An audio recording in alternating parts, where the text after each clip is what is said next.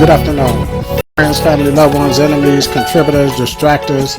This is Kevin Lewis on the Blueprint, and this week's show is called "When the Caterpillar Dies." And I have a special guest on, Miss Sonya Jones, and she came to assist with this subject. And I appreciate you being here. How you doing today, Sonya? I'm doing good. Thank you for having me. Okay, so like I was saying, the topic is called when the caterpillar dies, and we're not here to talk about caterpillars and insects and things like that, but it's an analogy, and it's an analogy of our people in the state that we are in, and I'm gonna try to draw the comparison to the situation and the state that we are in as a people as to what happens when a caterpillar dies. And so what a caterpillar is, of course, many of us know it's a worm-like creature just in an immature state of either a butterfly or a moth. And a caterpillar crawls on the ground and it eats, constantly consumes, and that's the whole life that it leads up into the state that it goes into a cocoon or chrysalis. And That's we're good going to say enough. cocoon because actually it's a difference between Okay. a butterfly goes into a chrysalis and the moth goes into a cocoon, but we interchange those words. So we're going to use a cocoon just so it's easier to understand what we're talking about. So that's the life of a caterpillar. He's on the ground. He's in the dirt. He's in the mud. He's a cumbersome creature, worm-like, and those are his characteristics. And this is what I liken our state to be as a people, not as individuals, but as a people. And the point that I want to get to is that when a caterpillar actually dies, that means he's never able to reach that mature state of being a butterfly and changing his diet or changing the things. And when I'm talking about diets and stuff, I'm talking about our mental diet, changing the way that we look at things, our perspectives. When you're a butterfly, you're flying around, you have a totally different perspective than when you were on the ground. You know, everything on the ground, ants, all those things, all those predators, they can take over, basically eat you, trap you, kill you. As a butterfly, you don't have to worry about those things. Your perspectives in the world are totally different. But you don't reach that state until you go into a cocoon. And what happens in that cocoon is that caterpillar, he matures to a state that he knows that he needs to change. Things need to change. And he changes his life by going up higher, crawling up higher, and encasing himself in what we call a cocoon, feeding off of everything that he consumed. Then a metamorphosis happens and occurs inside that cocoon. And everything that he was on the ground, that he had when he was on the ground, changes. His mouth parts changes. On the ground, he was eating leaves and things like that, vegetation, and he had mandibles, mouth parts. When it comes out of that cocoon and into a butterfly state, his body looks totally different. Now it can fly. Now it feeds off of different things. Flowers, nectar, things like that. Has a sweeter palate. But that was why I picked that analogy, because before it goes into a cocoon, if the butterfly dies, it never sees its full potential. And that's what I see our people at. That we're like in a struggling state, not able to reach the best us or What we're destined to be, our destiny. We're not able to know what we're capable of. I can't imagine that caterpillar understands or knows because it never sees things from that perspective of being above the ground. All it knows is it's a consumer. Mm. And all we are is consumers. Oh wow. We are great consumers. I mean, for us not to have basically any Real wealth. any wealth in this country, but we have all the spending power. Therefore, we are basically consumers and not producers. We do produce assets, but we give those assets away. And therefore, we remain in a state of toiling in the soil, in the mud, on the ground. And if we never mature and we remain at that state, then we'll never know our full potential. If we die, we succumb to predators, we get stepped on, then our potential is gone. We're dying in an immature state. So what does it take for us to become mature? What does it take for us to blossom into the butterflies that we are meant to be? You know, whenever you told me about the topic, I started looking up the process of this caterpillar. And one thing I find interesting is that the caterpillar, when it goes into this cocoon, or pulpa, it has to be isolated. It finds a safe place. So, and I liken that to, you know, actually getting away from all that you know or all that you have learned thus far, and having to recreate yourself, and basically, for lack of a better word, dying to the old you. In that cocoon, it turns into kind of like just gel. Basically, everything that it was Has to die. has to die, And it has to recreate itself in yes, a different form. So, and that's what, like, I looked at it and I saw one that they just kind of pulled before it was developed, and it just looked like ooze, like, right. you know. So it really, but had it's something to, and intricate it had to that's live happening off itself. Yeah, it's something intricate that's happening Yes. in that ooze and that. And what we're talking about is an individual thing, but what I'm trying to draw a correlation between us as a people, because we never get to the cocoon state as a people. Mm. We never get to that point that we enclose. Now, what you said was something that the reason that I made that analogy. You said it has everything that it fed on.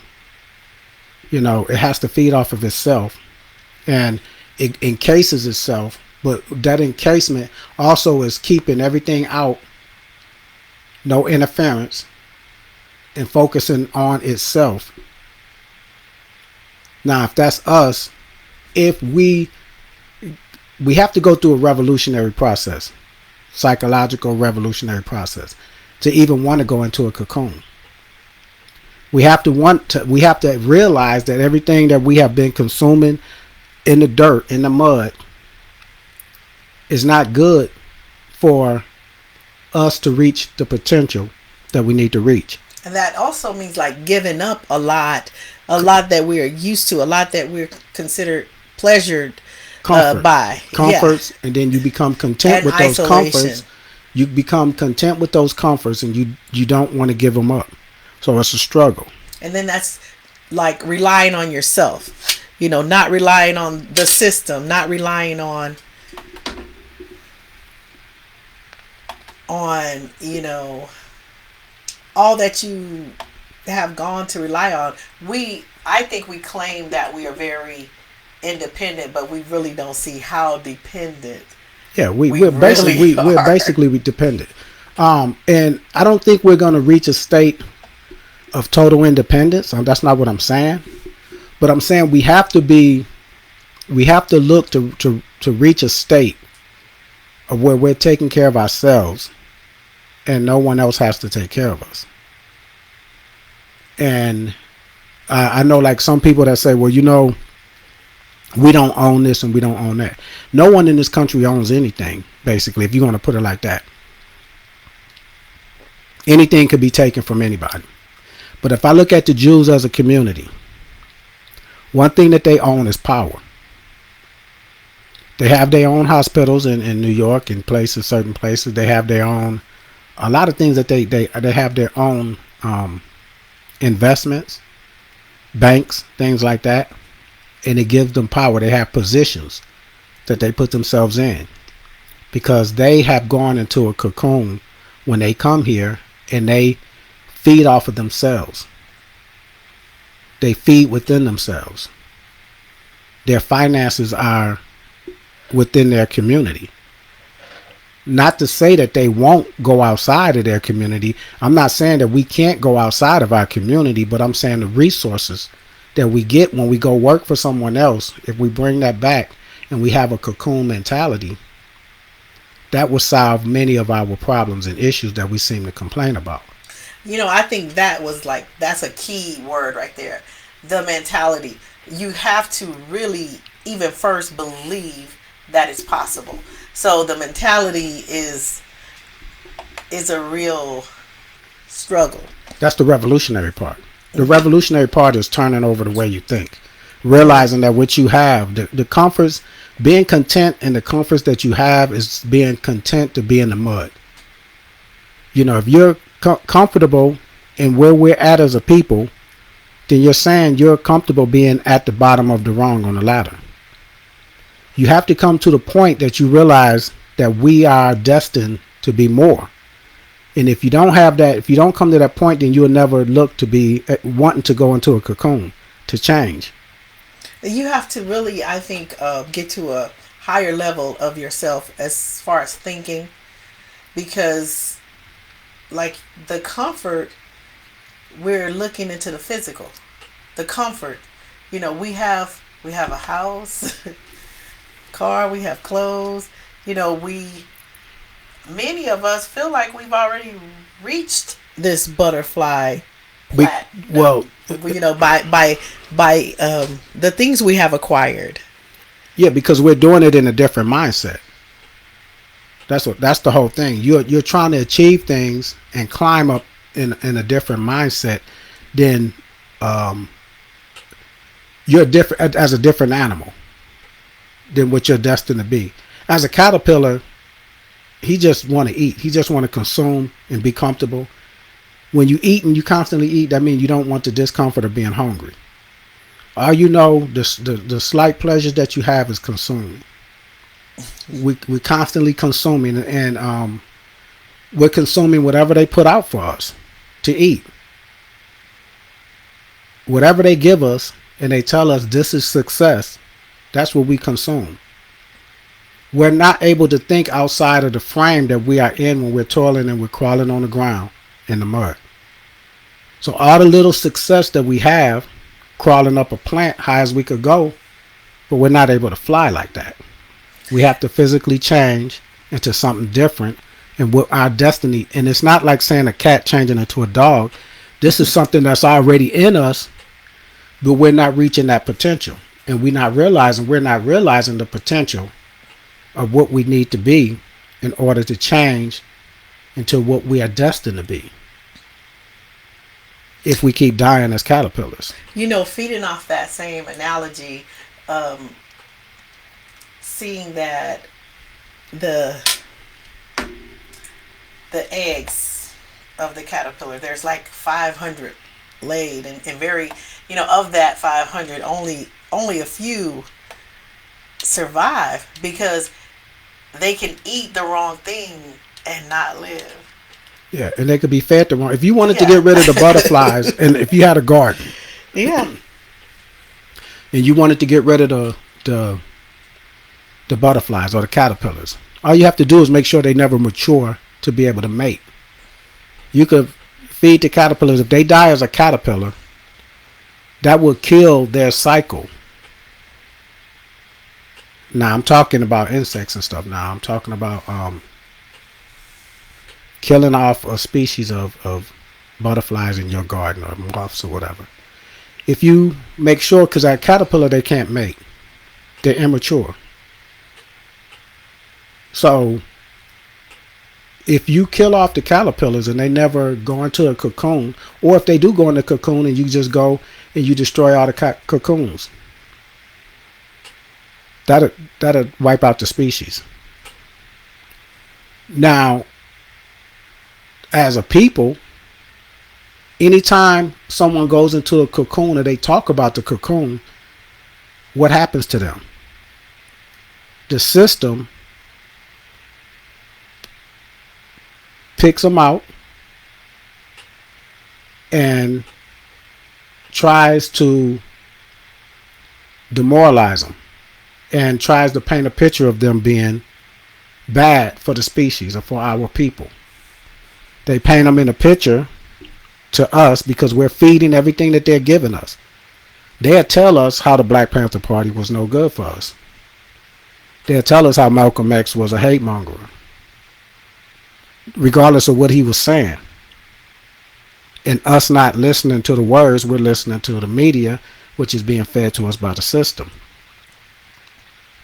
They'll tell us that these individuals were police killers, cop killers, and all kind of, whatever word they could think of to make us not want to associate with the movements that they were trying to create. And in actuality, they're trying to push us to a greater value.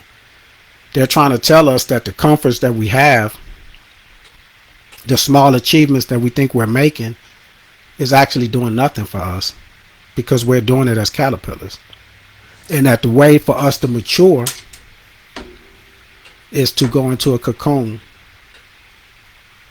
and develop within ourselves off of our own energy and assets. So you would say that the majority of us are functioning in an immature state. So we're not able to actually understand with a mature mind when we see those or follow those people such as Malcolm X, or that's trying to have us look at things from a different perspective, have us look at things with a different mind. Right. And part of it is based on the media, because we're still feeding off of their perception that they're trying. The media is trying to feed us on who these people are and why we shouldn't listen to these people. They're about hate. This person is about hate. He didn't like, and actually that's not what. If we look at any of those leaders that they try to paint that bad picture of, and we look at what they were talking about without any bias, from the media, Fred Hamptons, Asadas, the Malcolms, the Elijahs, the W.E.B. Du Bois, the Garveys, the Douglases. The list could go on. But those are people that were talking about trying to reach us to get us to change a mindset that we were stuck in, that we mired in. They took away the butterfly image when they brought us over here and they told us we didn't have a history. So we thought we came from nothing and that we would develop into nothing. And some of these people even today will say, I'm glad that this slavery thing happened because it taught me Christianity. It's politicians that said stuff like that, black politicians. LaDainian Tomlinson, Hall of Fame running back, on his induction speech said he was so proud of the plantation owners that held the Tomlinson name, that gave him that name, gave his family that name.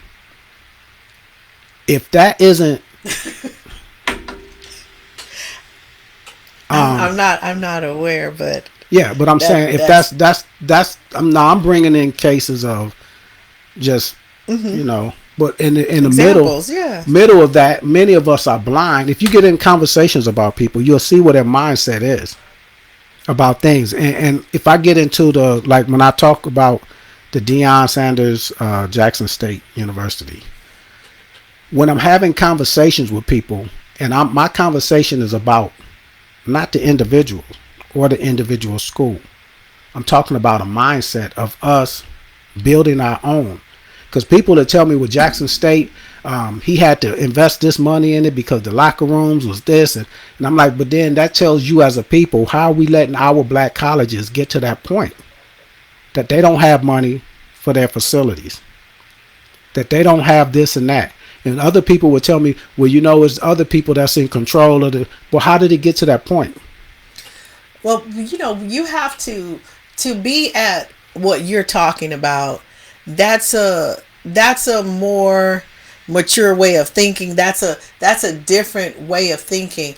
If you are back to your caterpillar analogy, that's more selfish. That's more basic needs. A mature person, a person that has evolved to a different level, is going to have more of a group. Not just thinking about themselves, A thinking we about, mindset. yes, how can we, how can I make my community or my world better? That's a way different way of thinking, Yeah, it's a and different conversation. And not a lot of people are there because they are stuck in survival, me and mine. And his family, he did the right Yes, thing for his and his family. yes. The money part of it, and I'm getting at the Thinking money. that we're separate. Yeah, and the money part of it, and he's able to give money, but it's not about somebody giving and who could donate. It's having a mentality that we can have our own and build it strong and compete with others. If you constantly getting bullied by a group of people, that's only like less than 8 million of them here, and there's 45 million of us here, and they're bullying us, and we can't even say the right things, or I'm sorry, we can't say something that they don't like. We are saying right things, but if they don't like it, then we get bullied for it and made to apologize. That should tell you something. Something is wrong. We are not in a position of being about me, because all the me's that's up there that's making money, everything that they have is snatched from them if they say the wrong thing about this group of people that's what they consider anti-Semitic, right or wrong. They're being the judge and the jury and taking away our shows, our professions, our ability to carry on the money making ways that we have, whether it's on the field, a TV show, or whatnot, without anybody saying no, that's not right. He wasn't saying anything wrong, and we have a bunch of our celebrities trying to capitulate to those people and coming on and calling you an idiot for not saying anything, but because those people are upset with you. Now we're chastising our own to stay in good favor because they're in that immature state of thinking. And when it happens, none of us, it's like people got to start talking about it before we start saying, yeah, that is wrong. Then they want to start giving back to the black community when they start coming under fire. They want to start changing what they're saying. If I bring up Charles Barkley, I already knew what was going to happen. He just announced last week or so he's going to start donating $1 million to Bethune-Cookman College, or HBCU, out of the blue. First of all, if you was doing it and you wanted to do it, why you got to announce it? Because you're under fire from the black community because of your stance on the whole Kyrie Irving situation, where he posted the Hebrews to Negro DVD, not saying that, hey, this is great, y'all need to change. He didn't say anything, just posted it. So now they treat us like immature kids. The same thing that happens during election time. They come and kiss the black babies at the black churches and sit there, and then we never see them again till it's time for another election. Then all of a sudden, all of these white politicians want to come sit at our AMEs and all these churches, Baptist, whatever church, and sit there and clap and sit there like they, with the cameras there. And all of a sudden, we voting for this person again, and they treating us like, basically like we're idiots, like we're nothing, like we're immature children. When you do something wrong, or not do something wrong, but when your child is upset, and you say, no, we got to do this, and they start crying, you say, I'll buy you some ice cream. I do this. You know what I'm saying? You want to go to Mickey D's? I do that later if you be So good. they give you something to pacify you, Right. and then go ahead with business as usual. Yeah, and they'll keep That doing stuff. excludes Yeah. your benefit or your welfare or that of your children. And what you mean by that? So there's really, if we don't, there will be nobody to look out for, I guess our legacy, for the next generation, Right. um, to support the next generation. How will how will we survive if we're not developing this way of thinking, this self-preserving mindset? I think the problem is we are surviving. That's all we're doing is just surviving. And I think that we're content with just surviving. As long as someone doesn't kill us in the street, then that's when we get in a big uproar. But other than that, we're happy, we're content to be in the ghettos, the projects, the middle class neighborhoods, and being at the bottom of the rung. We expect to be treated badly at some point, discriminated against.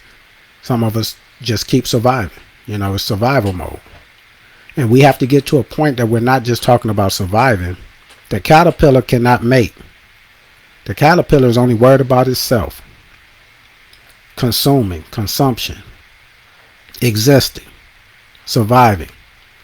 And not until that point that it goes into a cocoon does it start to mature into everything that is needed to preserve the next generation. Not just to have them survive. Because if the caterpillar could mate, that's what we'll be doing. It'll just have more caterpillars.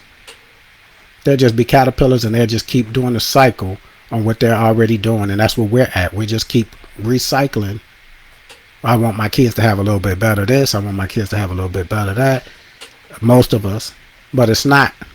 We're not looking at soaring. We don't want our kids. We're not looking to do the things.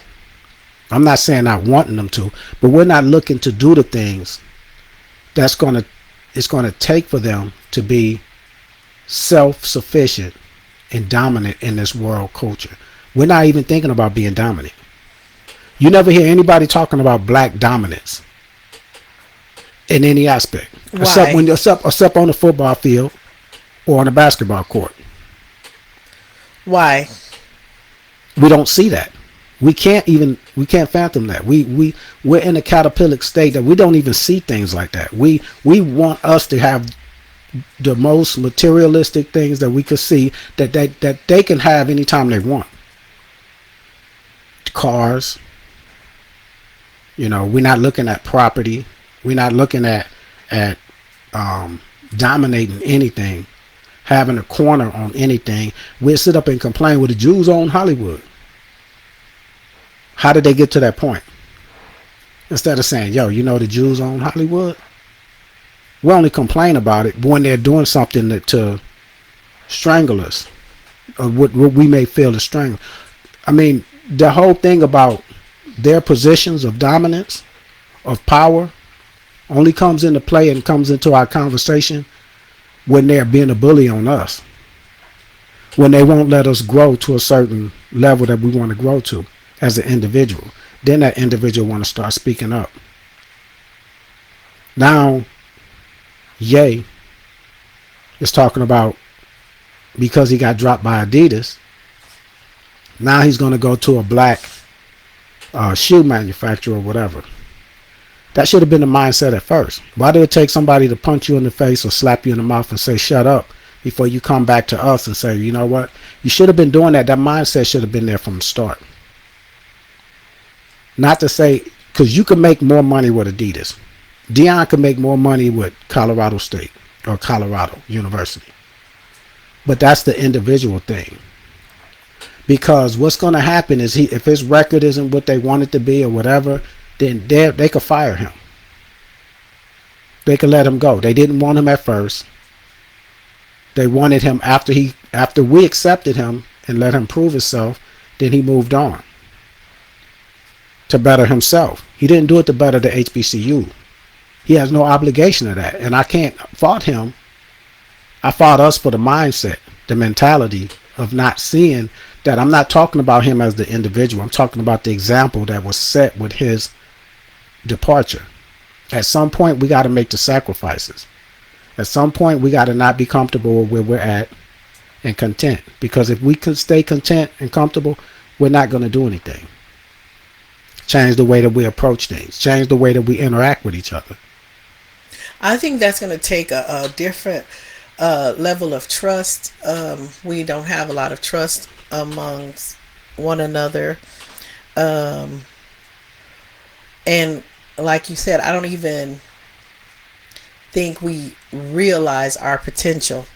That we're as good as any other race of people, as strong, as smart, as intelligent, as able. And I don't think that as a group we see that, or we can't even, we're so used to the status quo, the way things are, that that's not even part of it. We're still looking at simple assets. As long as we have what we consider the American dream, we have a house, a car, we got a little bit of money in the bank, and we can take a trip or two as individuals, then that's success. We're not looking at a group progress or a group way of, we're not unified at all as far as that goes. And I think that's why I say we're at a caterpillar state. And we die as caterpillars every generation. Because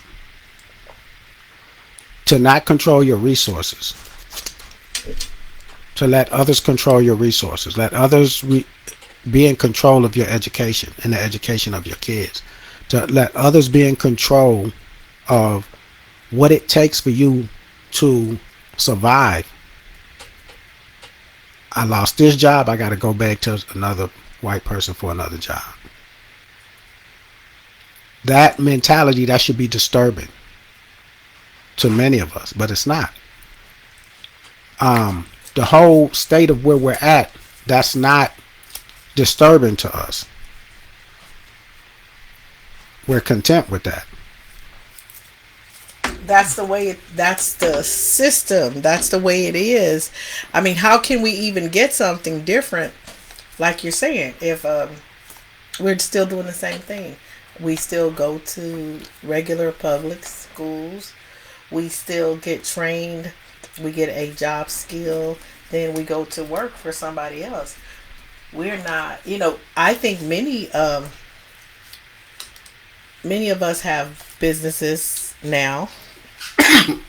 um, but that mindset is very rare. But see, like the business thing of having a business, that's a step. That's the individual. Because a lot of us that have our own business, I'm going to put it like this. I open up a chicken place, right? A lot of times that person that's opening up that business is not in the mindset of, okay, I'm going to buy black. I'm going to do this. I'm going to do that. I'm going to go to a black laundromat, dry cleaner, whatever. They're about their business. I got a black owned business. I need black owned, whatever. I need people to patronize me for my self growth. They're not. Why don't we do that? We're not caught up in the mindset, even though we may be doing something as an individual. We're caught in the mindset of propagating our business, our individual movement. If your son or daughter was an excellent whatever at school, she's a black child. We all know that. Black excellence. You could post that all you want. But then you want them to go to the white school. You know what I'm saying? That mentality is still, it's black, but it's not, the resource is not for us. It's just a building up or recognition thing of saying I'm a black person and I'm in Nassau. I'm a black person. I'm at University of California, and I'm making these type of grades. That's great, but if the mindset is not with us, then it doesn't matter. It's just an image of someone doing something that looks like me, that's able to go and still going to be looking for a job for whatever they want that person to be. NASA, that doesn't have any, that's not going to do anything for our people. We could be engineers or whatever, but we're not thinking of it in the mindset of building our people. The best coaches, and that's the most larvae thing I could think of, because that's entertainment. Coaching and all that stuff is entertainment. If you can't coach for our schools, and if you got that ability and you don't want to, and the only reason you did want to was because they didn't want you, then you're not doing anything for us. That was momentary. Okay, so we have been knowing this for many years. I mean, some of our greats have been speaking about, us building us for years. Where do we start? How do we, make this happen, or even just get on the path? What's a small step? What's a good step? A small step to me is when you have your kids at home and you're explaining things to them that they're seeing on TV as far as what it actually is. If they're watching basketball, football, you know,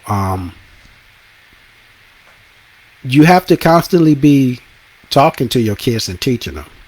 So basically, you are saying, like, starting with I would say a sale, like a mom, dad, children, and we're educating our kids on what they're seeing, what's really going on, because I think even us as adults don't know many times what's really going on. You could sit here and I could talk to a whole bunch of people at a family function, and everybody could be having a different conversation with you at that time, or I'm talking to you at this time, I'm talking to this person, and what they're going to be talking about is their issues, their problems, or what they plan to be doing. No one's going to be getting together talking about we as a people. They're going to be talking about this, my job, this happened at my job, I'm so tired of this and this and this. And that's easy. That's the cry and whine. I mean, I'm not, your health issues, whatever. I understand all of that stuff is valid.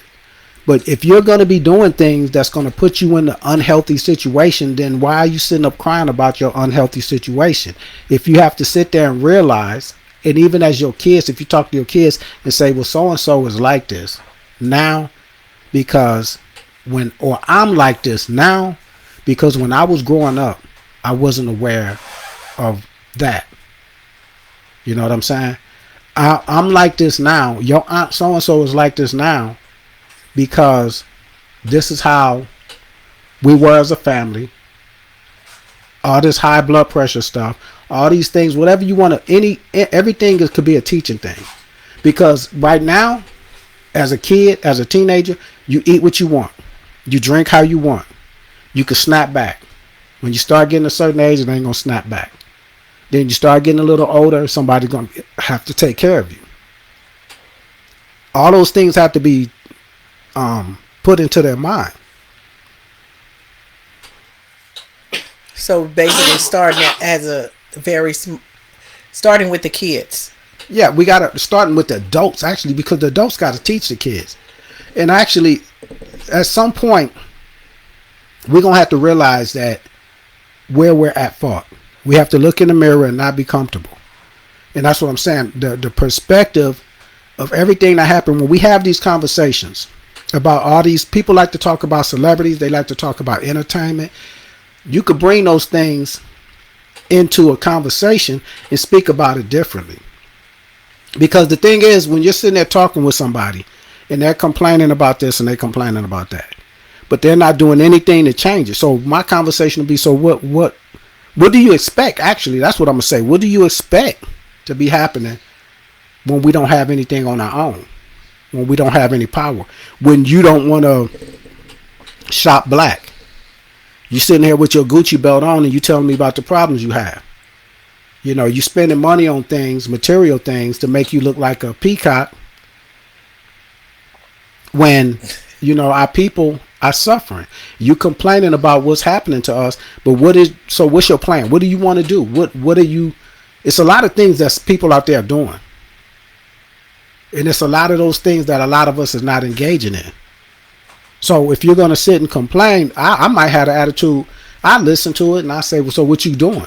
What you doing to change the situation? What you talking about is not a me situation. Look around. All of us are doing, many of us are in this situation, this predicament. So what do you think is the solution? What do you think we could do? I think we were talking earlier before you came on about the man and woman thing. And I was talking about how persuasive women could be to their men. They don't understand. But if you make them like, what do you think we should do about this? It'd be like, by what? All this Trayvon stuff that's happening. I think they know. Not they. I mean, what do you think we could do about this? Like, to make sure this doesn't happen to our kid. You start having those conversations. That puts them into a mindset, and you're asking them, even though you might have some things in mind. You don't want to put that on him to make it think like, I'm telling you, this is what you need to be doing. What do you think we need to be doing? Then you engage in that conversation. Oh, I know. How about we do this? You know, but I do think we need to start getting involved. You know, whatever, just subtle ways, because you know people you're dealing with, whatever. But we have to wake up as a community and stop. You know, like I talk about people that have these material things and they think they're doing something. They think they're accomplishing things. And it's really like you haven't accomplished nothing. You haven't accomplished because you're still worried when your kids leave the house. You haven't accomplished anything. How can you, back to the topic with the caterpillars, how can you expect the child self-serving mind to just jump into, let's make it a better world, let's make it a better future, let's make it a better situation, let's do something about what's going on, when we still have this evolution, this evolving to, be able to even fathom or, suggest. All right. I'm gonna answer that. I'm gonna read a comment. Andrea said, it's like black people forget where they came from. And I appreciate that. That means a whole lot of things, because we forget where we came from in the motherland, what we did. You know, education is part of that, like a big part of knowing who you are. Now, to your point, when you're at this stage, this immature pupal stage, larvae, the part that the caterpillar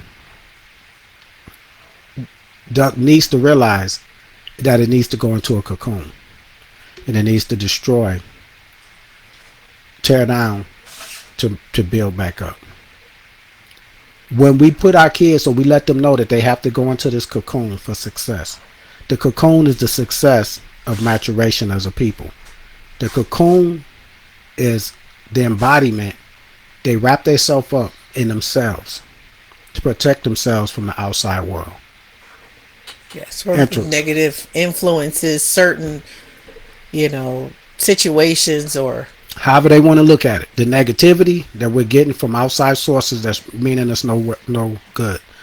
Also, to look within yourself, because all your answers are within yourself.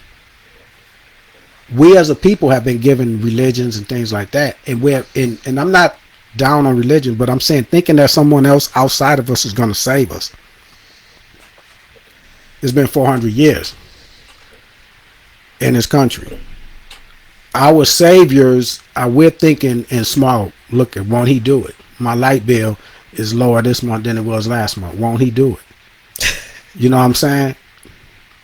My aunt ain't sick like she was. Won't he do it? Okay, so you're talking about individual things. You're talking about a savior that's doing something for you as an individual, while thousands of us die. Thousands of kids may be dying at the hands of police brutality when that could be taken away. That mindset of outside, something outside interference. Well, I know I always talk to you about um, education and developing curriculums where we are teaching our children at a young age of self love, self power, self control. Um, I think that's a big issue because that's not taught in school, and it is taught that everything you need is outside of you. You're going to when you're educated, you are taught about other stuff, other people, other ways. You're not taught how to manage yourself, how to handle certain emotions, how to interact with other people, how to feel about this, how to step inside, look inside yourself, to calm yourself down, to breathe, to meditate, to your own self power. And Right. so you're taught very young to look outside yourself for Now, and I agree with strength. that. Now, what I'm talking about, what I'm saying within yourself, I mean yourself as us, as a people. Hmm. Not looking outside of us for saviors. Not your individual self.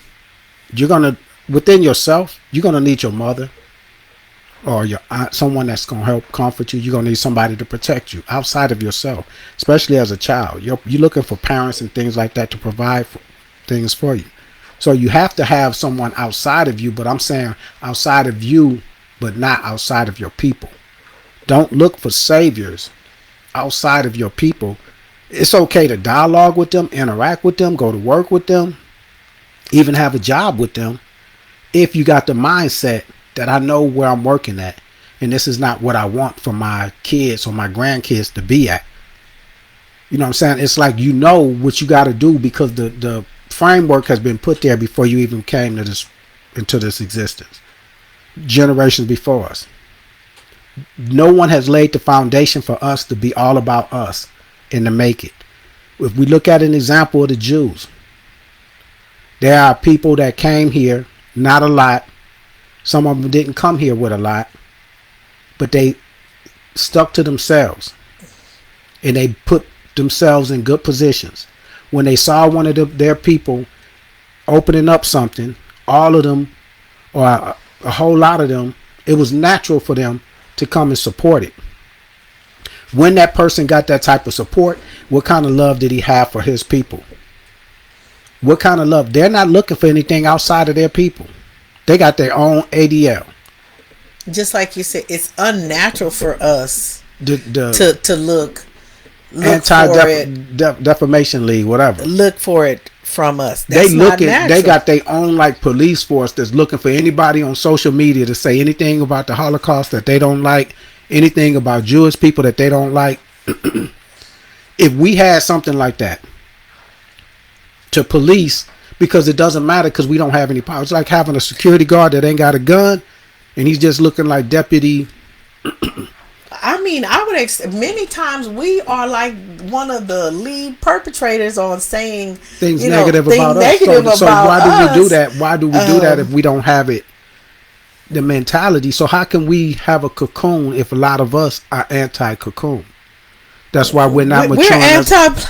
That's what I'm saying. The cocoon is you embracing yourself, closing up, closing ranks from the outside world and just focusing on this. We can't focus on us. So my generation is too many. It's not enough. The next generation, the amount of kids I have, then they are able to go off of the influence that I had on them. They may not agree. They may be like, yeah, he kind of wacko or whatever. I don't know.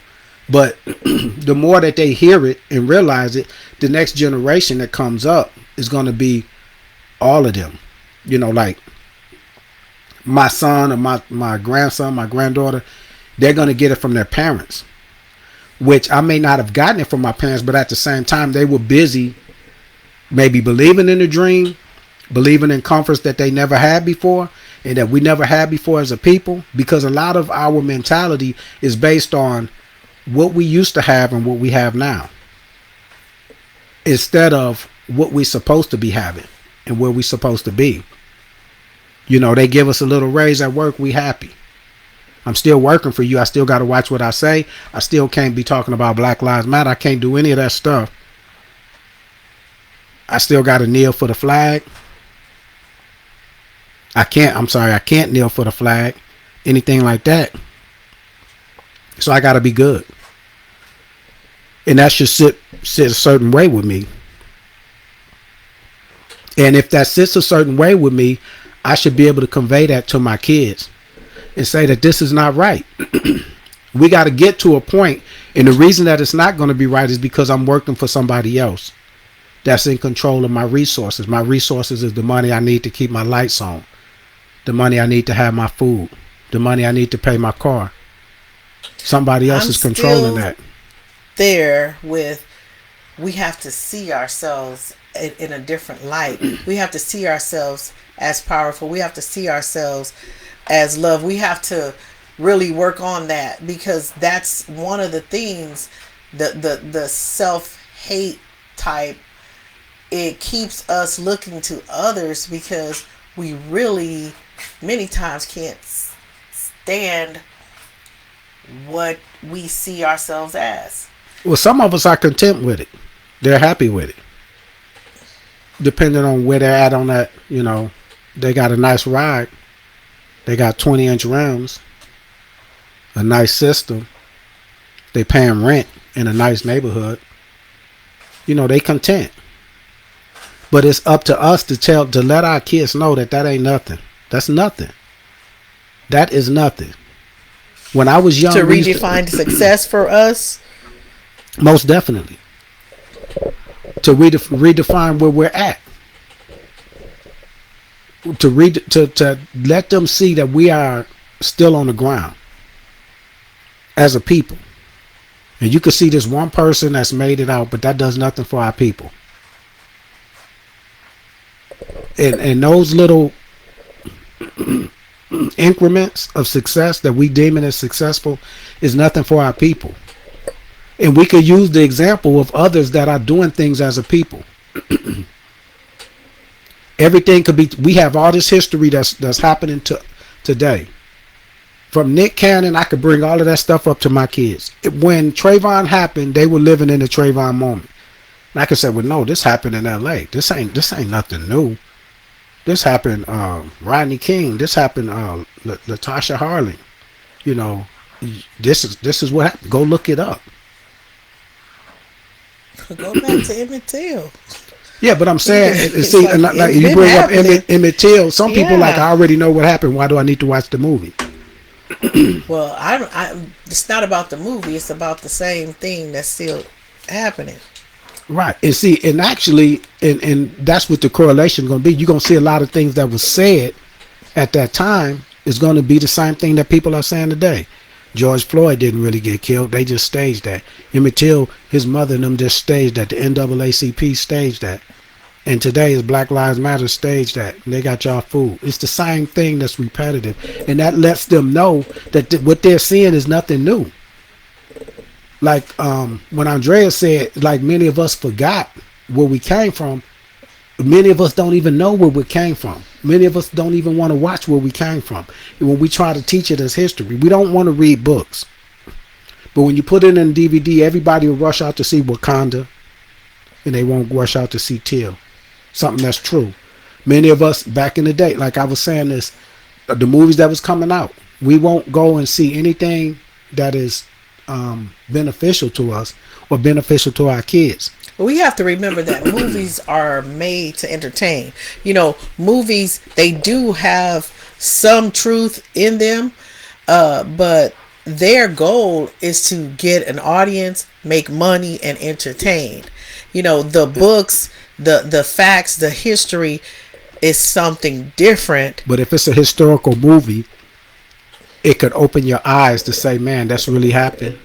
Yeah, You know and what I'm saying? I'm prompt you not talking to about. to I'm not go talking really fiction. find some Right now, you more can make a information. fictional movie about a police pullover, a police stop that ended deadly, and all this stuff like that. And you could do that to endear people, to say, you know what, reaching people, tugging at people's heartstrings, make them more aware of things. That's the media. And I'm saying, if we are going to have media, if we are going to indulge in the media, at least indulge in something that's good for you. If you are going to go out to eat, if you're just going to eat junk, then don't complain about your weight. Don't complain about your medical condition. Don't complain about diabetes. If you got to have a 32-ounce Pepsi every time you eat Church's chicken, you know what I'm saying, and fries. If that's all you're going to do, then don't complain about it. So when you get there, don't tell me diabetes run in the family. You know what I'm saying? If it does run in the family, then you shouldn't be eating the stuff you eating. That means you're going to be more susceptible. Your body's not going to be able to fight it. But the type of mentality that we want to do what we want to do for the comfort, then we paying for it at the other end, and then we complain for the payment. That's crazy. That's things you got to let your kids know. That's things that we got to raise our kids up into realizing.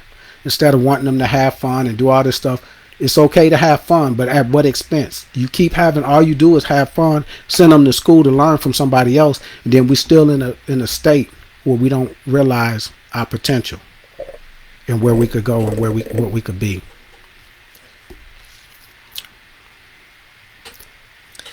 So I'm still back at, we're starting with the family. We're starting with schools. Everything starts with the family. Okay.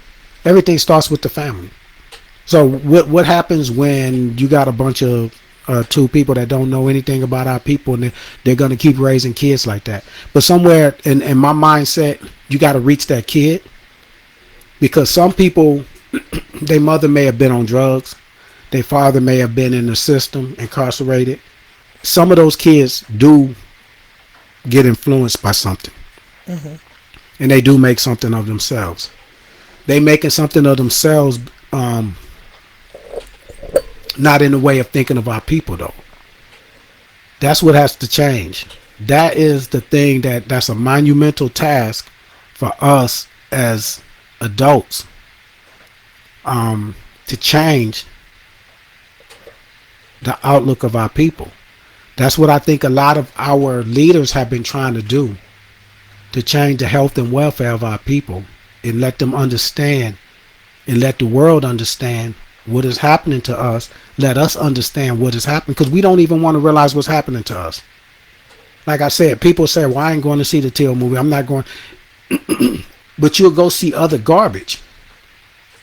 Then don't complain. Don't, if you're not, and I understand, it's hard for me to say don't complain, because they don't realize what they're doing. It's just like somebody that's been smoking all their life and now they got lung cancer. And now they complaining they got oxygen and all this stuff like that. They're in the hospital. Now they can't do nothing and they complaining. It's like, yeah, but you kind of knew. Those warnings been out. You didn't care. And back generations ago, they didn't know where our people was headed. Dr. King didn't know the people he was dealing with his dream. The holding hands, he didn't understand. And he had good intentions, but he didn't realize that he was dealing with somebody, the wickedness that he was dealing with, that really didn't give a damn about your heartfelt, emotional speeches and stuff. But many of us have bought into that, and we still want to dream. So what do you think are some systematic tricks or distractors that really make us believe that we're doing good as a people? You mean systemic or the systematic tricks that they use? I mean, like, For example, if you ask just the average person, they'll say, well, there's a lot of black owned businesses. There are a lot of black people that have their own. Right. And my answer to that is because I think that's both is systemic and it's systematic. I think the systematic part of it is the way that they are doing it. They will allow you to get a loan. They will allow certain black people to have own businesses. Because if they didn't allow any of us to do it, then it'd be a hopeless situation. It'd be a desperate situation. We will be in despair, and we will be more ready We to were more revolution. reliant on ourselves whenever initially we were not able to get anything from anybody. We were So forced into that's that. when we were really forced to come together and build something. Right. So, when they give a little this and a little that, sometimes that is a what do you call it? A double edged sword. It's kind of a Yeah. you Yeah. know It is. false sense of That's only because of our security or mentality. Just like the Walk on the River movie, it showed that we had our own taxi companies, our own hotels, and things like that. And as soon as they opened up Woolco or Woolworth downtown for us to be able to go there, integration, we rushed to theirs and left ours behind. That's the mentality. We have to not have that mentality. We have to have that mentality of sacrifice to say that this is uncomfortable. This is not as comfortable as this other place. we had when we grew up. We had doctors on the east side, Right. dentists, clinics, everything. A lot of us, my kids, were born to black Right. physicians and But they're doctors. the mentality of that can change. If the mentality isn't rooted in those people that have their black shops, their black offices, if it's not rooted into the community and that mindset, then they will be quick to pick up and say, I started here because I had to. But now I'm going to go to this location because it's a lot better. The Safer, facilities nicer. and more people over there that got money. And I'm not a black dentist or a doctor. I'm a doctor that happens to be black. That'll be the mentality. And you want other people to patronize you. You know, you don't see the Asians. The Asians open up a Chinese place and they open it up wherever they want to, but they don't say, okay, let me leave out of the hood, or the nail places, the hair places. They don't say, let me leave out of the hood because I want to go over here in Alamo Heights because the money coming in, because they know where they're getting their bread and butter from here. They know who they are. They know who their consumers are. We have to know who we are. And when you are a black doctor, you're not just a coach that just happened to be at a HBCU because you couldn't go anyplace else. You are a black coach at a HBCU because the HBCU wanted you. You needed them, they needed you, but we need us together for the long term, not as a stepping stone. A lot of those doctors, they opened up their places as a stepping stone. And then they moved out someplace else when they got enough money or whatever, and they said they was able to. Or they joined a group. Yeah, a group thing, and because that why? But if their mentality, why would they do that? They said, okay, that's better for me. I could get better, more clientele, better. You know, as opposed to, I'm in it for us. I may have to, not make as much money, but I'm in it for us. I remember my cousin came on a month or so ago. We was talking about life insurance and things like that, burial insurance, and she was saying there's a place up there where she's at with a guy. Like a lot of black people don't have good burial insurance, so when they dying, they don't have the money, or people don't have insurance at all. They don't have, but he's working with the family, and it's costing him money. But he's, like she said, a good person and all this stuff, and he's, But the thing is, we need more of those mentalities of saying that I'm doing it for us. I'm not just, I opened up a black shop because I don't want to work for nobody else. If that's the only reason, then I'm gonna be quick to jump to the other side of town after I make my money off of you. See, all these examples I'm talking about, you see them over and over. Dr. Dre, I came on here and I talked about Dr. Dre gave like $30 million to USC football program. He's from California. He's from LA. USC is one of the football teams. He just gives that, but why not to the HBCUs? Black people made Dr. Dre who he is. When they was niggas with an attitude and nobody wanted to mess with them, and we were buying their CDs, then they start getting more popular, then all of a sudden they coming on MTV. You know what I'm saying? It's like you made, black people made you, we made the rap music. We made it popular before it became mainstream. Now that you're mainstream, now USC president is want y'all to come to the game or whatever. They wouldn't welcome in y'all when y'all was on the hood rapping. You know what I'm saying? They would have heard your name like, what? No, hell no. But see, it's a point of realizing where you came from. Like Andrea said, that's really realizing where you came from and who helped you get there. Then if your mentality is not just young kids making it out the hood, your mentality is my people, even though it may not be no HBCUs in LA, I'm going to give this money to the HBCUs. Because you giving it to the USC football team, they making money for the college. Their kids that's in those colleges are judges and stuff like that, that's throwing our kids behind bars and not doing the same thing to somebody else of a different color that create the same crime. The football team is making money for the institution. The slaves made money for the plantation. We got to get out of that mentality, that caterpillar mentality. That's what I'm saying. It takes a mindset, but those examples are out there all every day. And if you're teaching a kid and you're seeing everything that they're seeing, every instant that we could talk about, anything you could talk about, Beyonce, Jay-Z, Solange, whatever you could talk about, you could bring any of that stuff and make it where it looks like how it looks like for our people. You know, the reflection of it. Those are all teachable moments. And it all comes back to us. And if you do that and they have a different mentality and a different outlook, then that's our future. They will one day hopefully get in a cocoon, and like some of the small schools, the Black Liberation School that's here, the OBU, those are schools that's about a cocoon, but it's small. They're small. So those kids that leave there, they may, you know, have a different mentality. But we don't care anything about those small little institutions. Because systemically, they systematically put things in place to think that we got success. And they use those examples against us. Where how could it be racism? This person is making it.